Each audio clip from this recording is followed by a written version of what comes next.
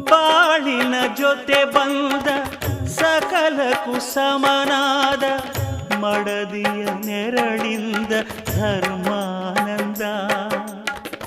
ಹೃದಯದ ನೋವನ್ನು ಪ್ರೀತಿಯ ಸುಧೆ ಮಾಡಿ ನಾಲ್ವರ ನಗಿಸುವುದೇ ಮನುಜಾನಂದ. ಬೆಲ್ಲದ ಕಣದ